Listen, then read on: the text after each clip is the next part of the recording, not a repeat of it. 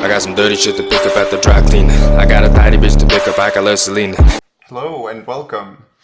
Today I'm going to be covering the upcoming Warrior Awakening buffs that are live on Korea and are anticipated to be live next Wednesday, presumably. I'm really excited about these buffs because Warrior Succession is so strong. I'm glad that the Awakening is going to get some love and we get to choose based on our preference which to play, Succession or Awakening. To go over the things that they're going to be buffing, I'm assuming it's going to be this Wednesday, next Wednesday patch. The thing that they mentioned was when you type WF, which is charging thrust in the pre-awakening skills, now you could use this in the awakening stance. So what that means is instead of needing to press C to swap to the pre-awakened and then use the charging thrust, you can now use it in your awakening stance. I really like the way that they balance Warrior. They don't just buff the damage, they actually put in some thought. This just adds extra fluidity to the movement of Warrior. Next buff is going to be Grave Dig has been increased by 1 hit. So the way that the damage is calculated for a lot of the Warrior skills is based on hits and the number of hits.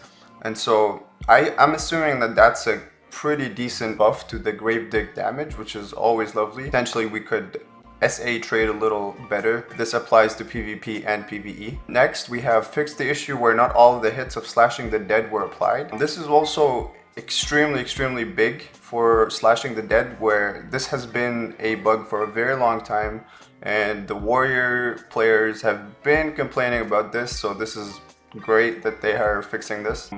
Again, now we have a bunch of numbers for Grave Dig slash and Black Spirit Grave Dig slash increased for PvE and PvE damage. They're increased by about 10% and they show the damage before and after.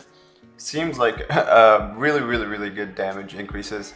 The damage for Frenzied Strike has been increased. That's the new skill that they added for Warrior. That's nice. When Armor Break is not on cooldown, the number of hits has been increased by 2 hits. So meaning if Armor Break is off cooldown, because you can spam Armor Break infinitely. So when Armor Break is off cooldown, it has 2 hits, which is nice again because Armor Break is extremely strong for 1v1s. It's a debuff. It's a DP debuff to your opponent, and this adds more burst to the Warrior combos, so that's very nice. Next we have flow damage of Armor Break have been increased. The flow of Armor Break, okay, cool. Pulverize and Black Spirit Pulverize, the damage is also increased, which is, for me, I'm very happy with this one for PvE. Pulverize is the only healing ability for Warrior, and so having that extra damage while you're healing yourself, grinding Sakraya or something is really good. Pulverize and Flow Attempt has been changed to the radius around the character to apply more hits. Down Smash effects has been added to Tempest. Merciless has been changed to be available during cooldown. Oh my god. All of these sound incredible. I'm literally getting so excited because this is the first time I read these buffs. Prime SOD damage, that's slashing of the dead damage, has been nerfed. That's the only small nerf. Overall, I think this has great potential. This sounds really nice.